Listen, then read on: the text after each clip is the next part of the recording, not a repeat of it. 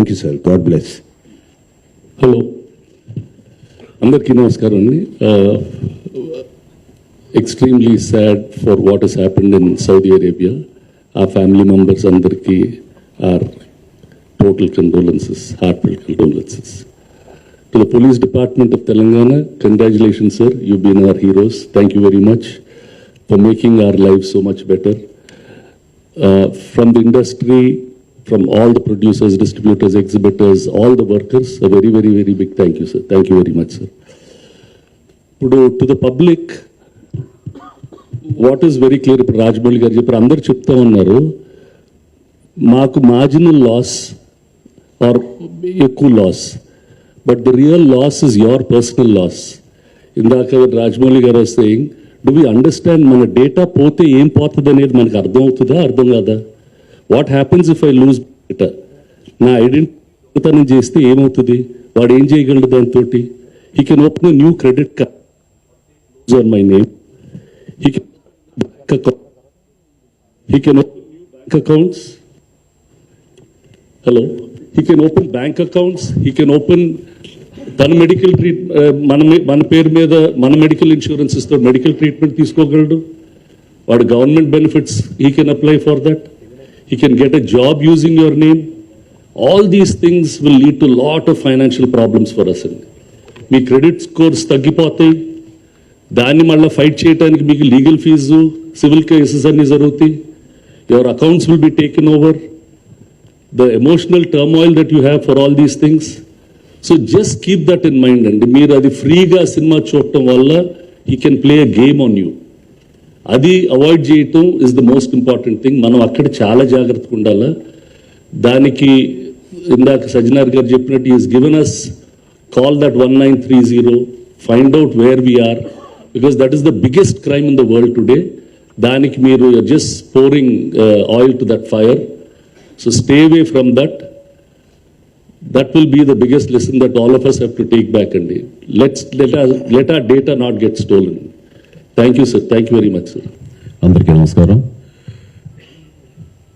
చాలా సంవత్సరాలు బట్టి ఈ పైరసీ అనే మహమ్మారిని ఆ బారిన పడ్డా మేమంతా ఎలా తప్పించుకోవాలి, ఎలా బయటపడాలి అని చాలా వర్రీ అవుతుండేవాళ్ళం. ఇది ఫిల్మ్ ఇండస్ట్రీ మీద డైరెక్ట్గా ఇండైరెక్ట్గా లక్షలాది మంది ఆధారపడి ఉన్నారు. ఇది ఒక స్టార్స్తో, పెద్ద డైరెక్టర్లతో, పెద్ద నిర్మాణలతో కాదు. ఇది ఒక లైట్ బాయ్ దగ్గర నుంచి, చిన్న మేకప్ మ్యాన్ దగ్గర నుంచి, థియేటర్స్ దగ్గర గేట్ కీపర్ దగ్గర నుంచి ప్రతి ఒక్కరు ఇండస్ట్రీ మీద ఆధారపడి ఉన్నారు.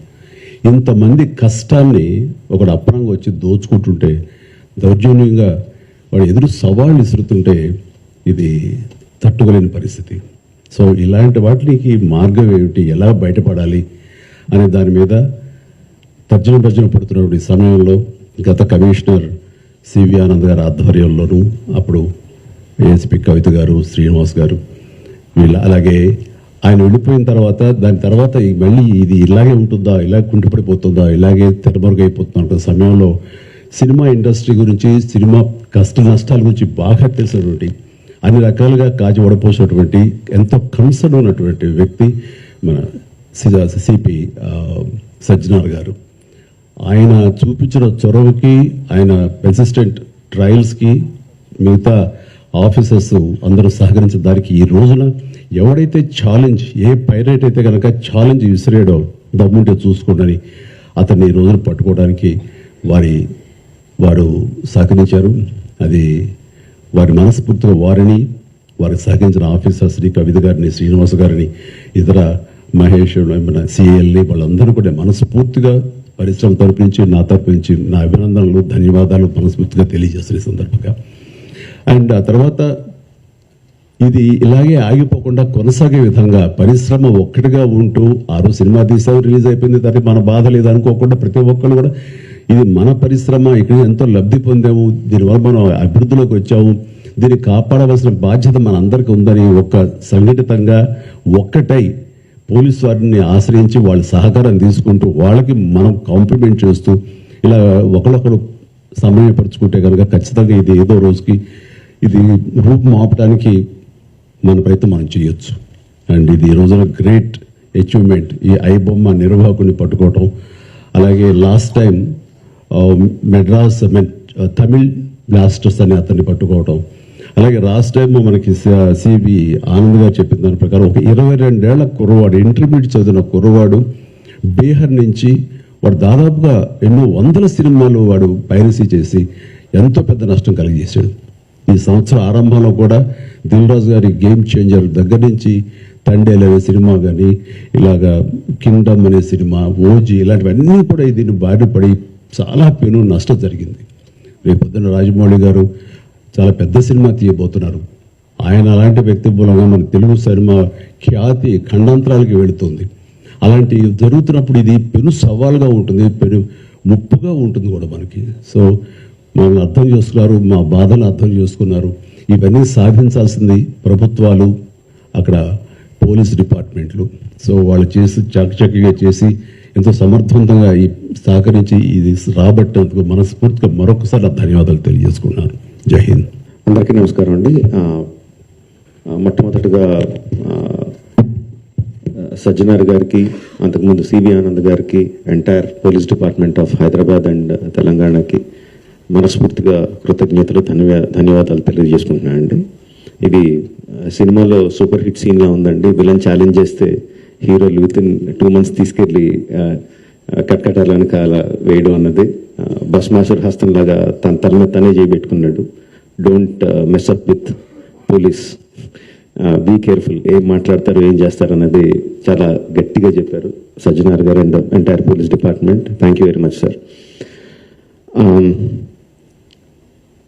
ఒకటే చెప్పదలుచుకున్నానండి, నథింగ్ ఈజ్ ఫ్రీ. మనకి జీవితంలో దొరికే ఏ వస్తువు కానీ ఏ విషయం కానీ ఉచితంగా రాదు.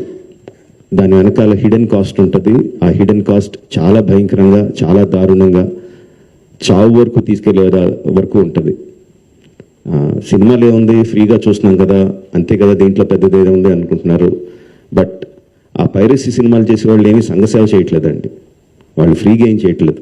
అంత పెద్ద పెద్ద వెబ్సైట్లు, అంత పెద్ద పెద్ద సర్వర్స్ అవన్నీ హోస్ట్ చేయాలంటే చాలా ఖర్చు అవుతుంది. దానికంతా ఆ డబ్బు అంతా ఎక్కడి నుంచి వస్తుందండి?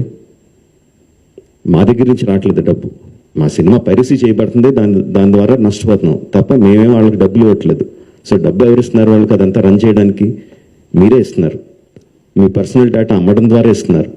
సో ఈ పర్సనల్ డేటా అన్నది చాలామందికి తెలియకపోవచ్చు, చాలామందికి తెలియచ్చు, చాలామందికి తెలియకపోవచ్చు.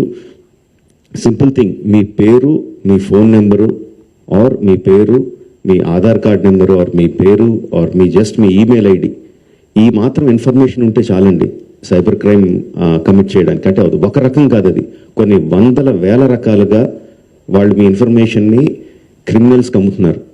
మీ దగ్గర నుంచి మీరు తీసుకోవడానికి జస్ట్ మీ పేరు, ఫోన్ నెంబర్ ఎంటర్ చేస్తే సరిపోద్ది అనుకుంటున్నారు. బట్ ఆ ఇన్ఫర్మేషన్ని వాళ్ళు క్రిమినల్స్కి అమ్ముతున్నారు. ఆ క్రిమినల్స్ చేసే సైబర్ క్రైమ్స్ దాని మూలంగా ఎఫెక్ట్ అయినాయి.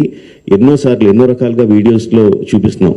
జస్ట్ డబ్బులు పోవడం కాదు, ప్రాణాలు పోయే వరకు వెళ్తుంది. సో ప్లీజ్ అండర్స్టాండ్, మాకన్నా కూడా మీరు ఎక్కువ లూజ్ అవుతున్నారు ఈ పైరసీ చేయడం మూలంగా. Please don't get affected. Every one has a choice. కొన్ని ₹100 పెట్టి సినిమా థియేటర్కి వెళ్ళి చూడడం ఒకటి, సంవత్సరానికి కొన్ని ₹100 పెట్టి నెట్ఫ్లిక్స్ లాంటి లెజిటిమేట్ సైట్స్ని సబ్స్క్రిప్షన్ తీసుకొని సినిమా చూడడం ఒకటి, ఫ్రీగా ఈ పైరసీ సైట్లో చూడడం ఒకటి. The choice is yours.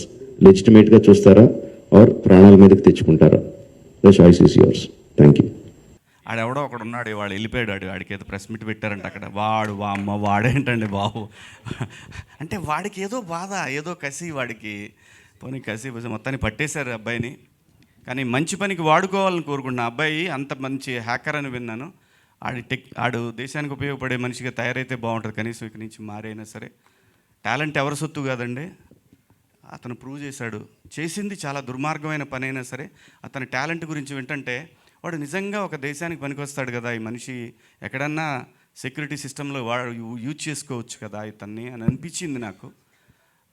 కానీ తెలిసి తెలియని వయసు, ఖచ్చితంగా ఏదో డబ్బు లేని తనం, ఇవన్నీ వెంటబడి అతని మైండ్లో ఇలాంటి ఒక ఆలోచన వచ్చి చాలామందికి ఇబ్బంది పెట్టాడు.